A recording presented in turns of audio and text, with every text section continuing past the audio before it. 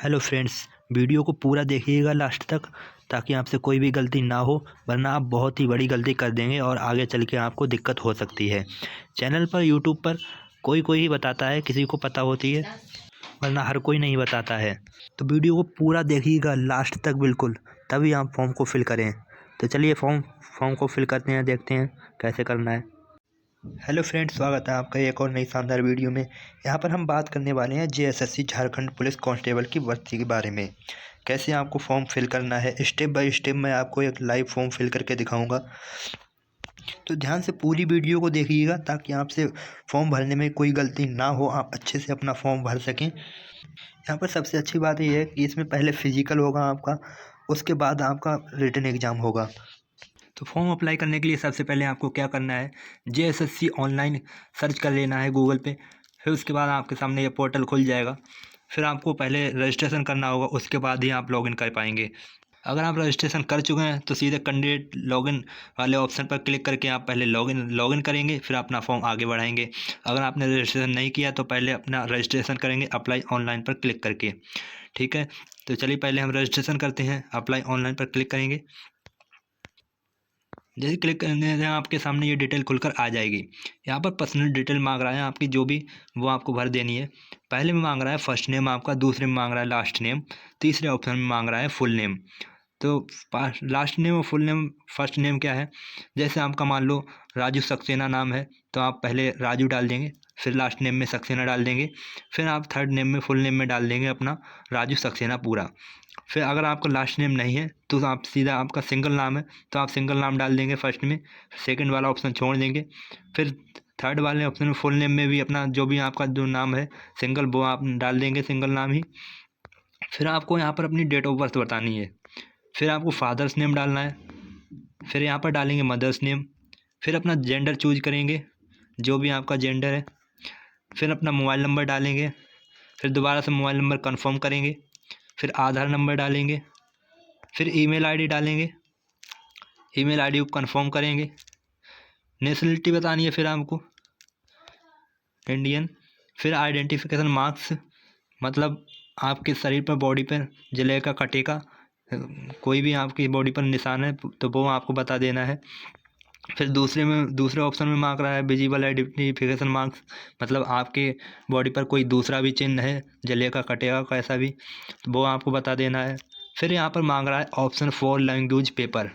यहाँ पर language first होना चाहिए, लैंग्वेज सेकंड दिया हुआ है, पर यहाँ पर लैंग्वेज फर्स्ट ही है पेपर आपका, फर्स्ट ही पेपर यहाँ पर होता है पहले। तो यहाँ पर आपका एक लैंग्वेज का पेपर होता है, यहाँ पर इन्होंने गलती की हुई है, फिर लैंग्वेज सेकंड लिखा हुआ है, पर यहाँ पर लैंग्वेज फर्स्ट का ही पेपर होगा। फर्स्ट ही पेपर होता है, वहाँ पर आपको लैंग्वेज चूज कर लेनी है। आपकी जो भी लैंग्वेज में आप पेपर देना चाहते हैं, जिस भी लैंग्वेज का, जिस भी भाषा का आप पेपर देना चाहते हैं, तो आप अपने अकॉर्डिंग चूज कर लेंगे। यहाँ पर मैं आपको पीडीएफ दिखाना चाहूँगा उसका, नोटिफिकेशन देखिएगा। यहाँ पर देखेंगे पहले पेपर में, पत्र पहले में इसमें दिया हुआ है हिंदी, अंग्रेजी, संस्कृत, उर्दू, संथाली, बंगला। तो यहाँ पर कई सारी ये भाषाएं दी हुई हैं, तो आप जिस भी भाषा में पेपर देना चाहते हैं, जिस भी लैंग्वेज में, तो उस लैंग्वेज को आप चूज कर लेंगे। 100 बहुविकल्पीय प्रश्न होते हैं इसमें आपका ये मेरिट में नहीं जुड़ता है इसका अंक, इसमें केवल आपको पास करना अनिवार्य होता है। 30% अंक आपको प्राप्त करना होता है इसमें। और फिर बाद में प्रश्न पत्र 2 में जो आपका दूसरा पेपर होगा, उसमें आपको हिंदी के प्रश्नों के आधार पर 50 संख्या में 50 क्वेश्चन मिलेंगे, जो ये सब कुछ दिया हुआ है इसमें, ये सब कुछ आएगा। फिर आपको यहाँ पर देखेंगे वाक्यों का अशुद्धिकरण, भाग 2 में 25 प्रश्न सामान्य ज्ञान से होंगे। फिर आपको न्यूमेरिकल एबिलिटी से होंगे 25 प्रश्न। कुल आपको 2 घंटे का पेपर होता है, कुल 300 अंक होते हैं। तो यहाँ पर देख लेंगे, तो हम देख लें अपने अकॉर्डिंग भाषा को आप चूज करें। फिर आपको बता देना है मैरिटल स्टेटस, इस पर चूज करेंगे। फिर यहाँ पर पूछ रहा है मैरिड है अनमैरिड है, आप जो भी हैं, मैरिड हैं तो मैरिड चूज कर लेंगे, अनमैरिड हैं तो अनमैरिड पे क्लिक करेंगे। फिर आपके पास अब अदर इन्फॉर्मेशन में मांग रहा है आपको, अदर इन्फॉर्मेशन में वैकेंसी टाइप, इस पर क्लिक करेंगे वैकेंसी टाइप ऑप्शन पर। फिर यहाँ पर आ जाता है रेगुलर और बैकलॉग, 2 तरह की वैकेंसी है, एक रेगुलर एक बैकलॉग। आपको नोटिफिकेशन दिखाना चाहूँगा, देखिएगा। यहाँ पर देखेंगे 3 नंबर में रिक्तियों का विवरण नियमित यानी रेगुलर, ये रेगुलर वाली हैं। रेगुलर वाली में ऐसा होता है, रेगुलर वाली में थोड़ी ज़्यादा वैकेंसी होती हैं। इससे नीचे आएंगे बैकलॉग वाली देखेंगे, ये बैकलॉग वाली है 7 पेज नंबर पर। इसमें ऐसा होता है किसी का पद खाली होता है या किसी को कुछ हो जाता है या कैसा भी कि कोई पद छोड़ देता है अपना, तो वो पद खाली होते हैं यहाँ पर, इसलिए यहाँ पर पद कम होते हैं थोड़े। फिर यहाँ पर मांग रहा है आपको are you local resident of Jharkhand, क्या आप झारखंड के निवासी हैं? अगर आप झारखंड के निवासी हैं तो यस कर देंगे, नहीं है तो नो कर देंगे। जैसे यस का, अगर आप झारखंड के निवासी हैं यस करते हैं तो यहाँ पर यस करने के बाद आप इसे मांगेगा सिलेक्ट योर डिस्ट्रिक्ट, आपका डिस्ट्रिक्ट क्या है, जो भी आपका डिस्ट्रिक्ट है वो चूज कर लेंगे। फिर अलग ऑप्शन मांगेगा दूसरे में कैटेगरी आपकी, फिर जो भी कैटेगरी है वो चूज कर लेंगे, आप भी जिस भी कैटेगरी से आते हैं। कैटेगरी चूज करने के बाद फिर आपको मांग रहा है आर यू एक्स सर्विसमैन, क्या आप एक्स सर्विसमैन हैं? तो आपको बता देना है, यस कर देना है, अगर नहीं है तो नो कर देंगे। फिर यहाँ पर पूछ रहा है have you served in home guard 3 year, क्या आप होमगार्ड में 3 ईयर की जॉब किए हैं? अगर किए हैं तो यस करेंगे, नहीं किए हैं तो नो कर देंगे, ठीक है। फिर यहाँ पर पूछ रहा है आपको do you climb reservation under sport Kota, क्या आप स्पोर्ट कोटा से हैं? तो यस करेंगे, नहीं है तो सीधे नो कर देंगे, जो भी हैं। अगर आप झारखंड के निवासी नहीं हैं तो आप यहाँ पर सीधे नो करेंगे, are you local resident of Jharkhand, तो यहाँ पर सीधे आप नो कर देंगे, तो आपसे ये कुछ नहीं मांगेगा। अगर आप झारखंड के निवासी नहीं हैं, यूपी से हैं, यूपी से हैं, बिहार से हैं, किसी भी अदर स्टेट से हैं, झारखंड के निवासी नहीं हैं, तो सीधे नो कर देंगे। तो फिर यहाँ पर आपसे कैटेगरी पूछेगा, अपनी कैटेगरी यहाँ पर ये चूज कर लें, आप यूआर कैटेगरी में आएंगे, फिर जिस भी राज्य से आप आते हो। फिर यहाँ पर मांग रहा है एजुकेशन क्वालिफिकेशन, यहाँ पर मैट्रिक की, हाई स्कूल की अपनी जानकारी भर देनी है। जैसे फर्स्ट में मांग रहा है बोर्ड नेम, तो बोर्ड नेम डाल देंगे, आप जिस भी बोर्ड से आते हैं, यूपी बोर्ड से या किसी भी बोर्ड से आपने पास किया वो डाल देंगे आप। फिर मांग रहा है दूसरे में मंथ और ईयर, आपने किस मंथ में किस ईयर में आपने मैट्रिकुलेशन आपने हाई स्कूल पास किया है वो यहाँ पर डालने है। मार्कशीट में दिया रहता है नीचे, यहाँ पर चूज कर लेंगे आपने जिस भी मंथ ईयर में पास किया है हाई स्कूल अपना। फिर यहाँ पर रिजल्ट स्टेटस बता देना है, पास। फिर यहाँ पर अपना रोल नंबर डालना है। फिर आपको ऑपरेटिंग मार्क्स, आपको हाई स्कूल में कितना मार्क्स मिला है, कितना परसेंट मिला है, वो अपना परसेंट बता देंगे यहाँ पर। फिर यहाँ पर डालना है अपना एड्रेस, एड्रेस में देखिए कैसा डालना है, एड्रेस लाइन 1, एड्रेस लाइन 2 ऐसे डालना है। फिर सिटी, विलेज, टाउन जो भी आपका है वो डालेंगे। फिर डिस्ट्रिक्ट डालना है अपना, फिर अपना स्टेट डालना है, फिर डिस्ट्रिक्ट डालना है, फिर पिन कोड डालना है। फिर यहाँ पर मांग रहा है अब दूसरा, आप परमानेंट एड्रेस है या फिर अलग एड्रेस है। अगर आपका अदर एड्रेस है तो यहाँ पर आप अलग अलग डाल देंगे। अगर आपका सेम एड्रेस है तो वो जो भी आप यहाँ पर फिल करेंगे तो उस पर फिल करने के बाद सेम एज इस पर क्लिक कर देंगे, फिर आपका सेम फिल हो जाएगा दोनों में। अगर आपका एक ही एड्रेस है, आपका दूसरा एड्रेस नहीं है तो आप यहाँ पर डाल देंगे। फिर यहाँ पर सब कुछ डालने के बाद फिर आप यहाँ पर करेंगे प्रीव्यू सबमिट पर क्लिक करेंगे। अगर आपने कोई गलती कर दी है तो सीधे होम पे जाएंगे, पीछे जाएंगे अपना और अपने चेक कर लेंगे। अगर आपने कोई भी गलती नहीं की है तो सीधे प्रीव्यू एंड सबमिट पर क्लिक करेंगे। यहाँ पर देख लेंगे फ्रेंड्स, आपकी सारी जानकारी खुलकर आ जाएगी।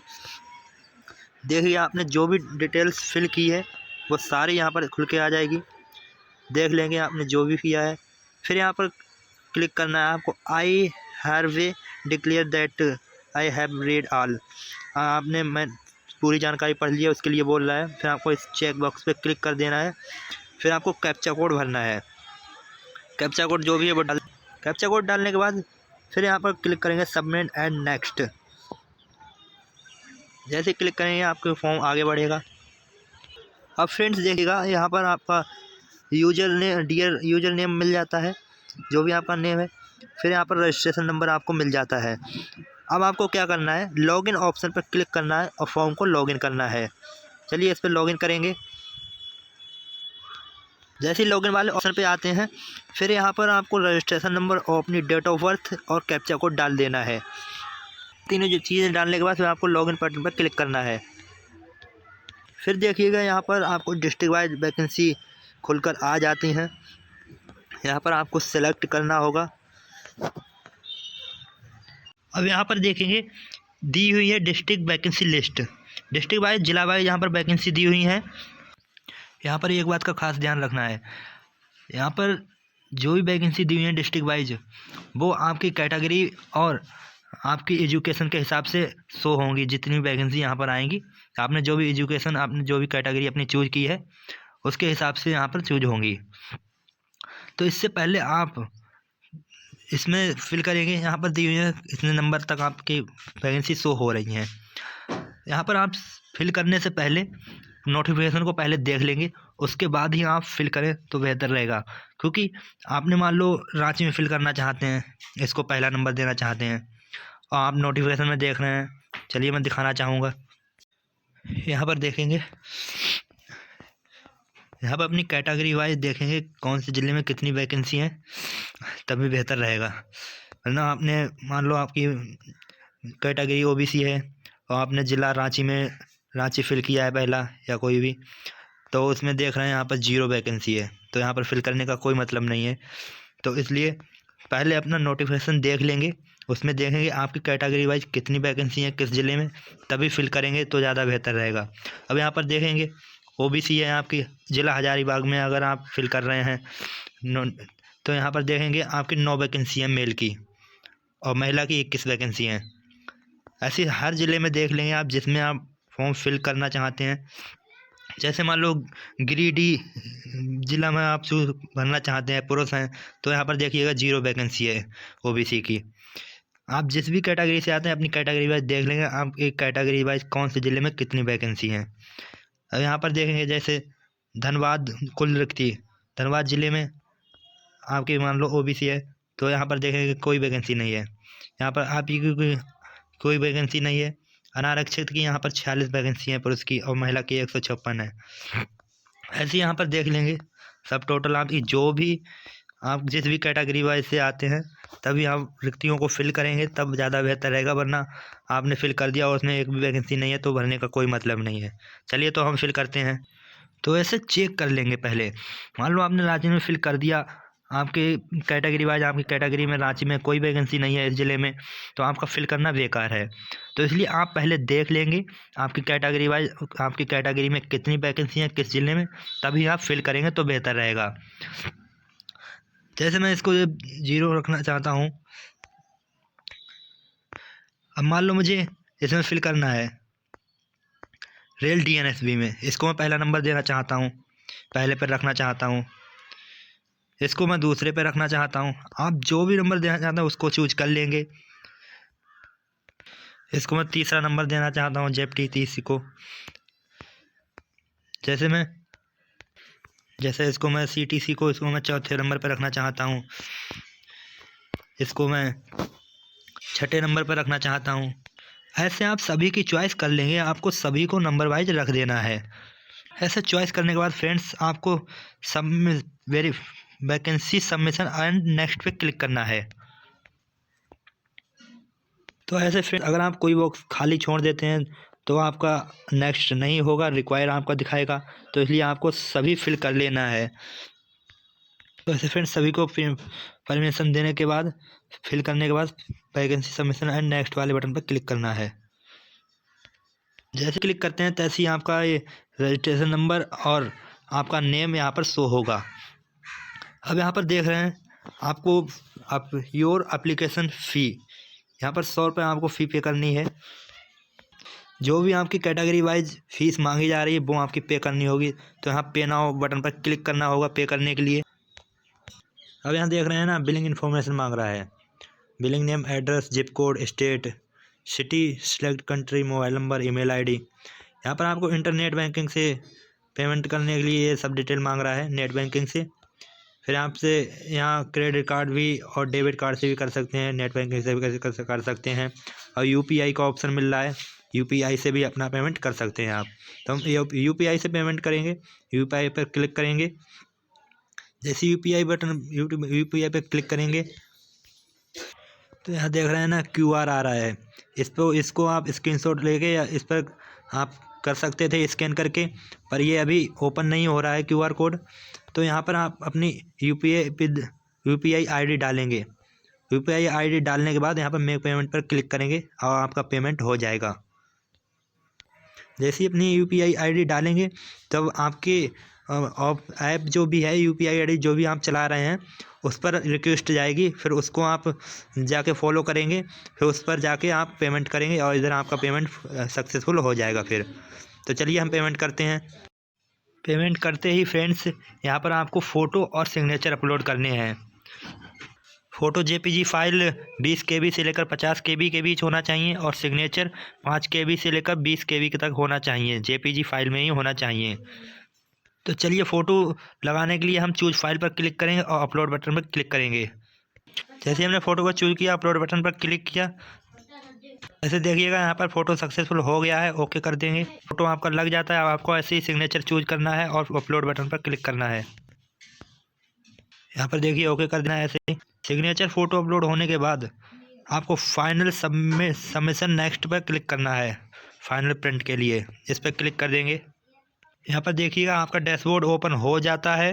यहाँ पर आपको रजिस्ट्रेशन नंबर मिल जाता है अपना, और यहाँ पर आपको ब्लू कलर में प्रिंट एप्लीकेशन के करने के लिए बोल रहा है। अगर आप प्रिंट करना चाहते हैं एप्लीकेशन का तो प्रिंट एप्लीकेशन बटन पर क्लिक करेंगे, ब्लू वाले बटन पर, और अपना एप्लीकेशन प्रिंट कर लेंगे। जैसे ही एप्लीकेशन ब्लू वाले बटन पर क्लिक करेंगे आपका एप्लीकेशन खुल जाता है प्रिंट होने के लिए। देखिएगा आपको पूरा फॉर्म आपका खुल जाएगा, आपने जो भी डिटेल दी है। अब यहाँ पर नीचे आपको ऑप्शन मिलेगा ब्लू कलर में प्रिंट का। इस प्रिंट वाले ऑप्शन पर क्लिक करेंगे आपका। तो आई होप फ्रेंड्स आपको पूरी जानकारी समझ आ गई होगी।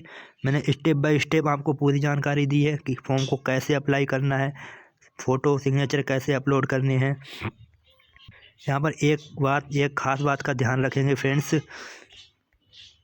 अगर आप अदर स्टेट से फॉर्म भर रहे हैं, झारखंड के निवासी नहीं हैं, अदर स्टेट से भर रहे हैं फॉर्म, तो आपकी कैटेगरी जो है वो जनरल काउंट की जाती है।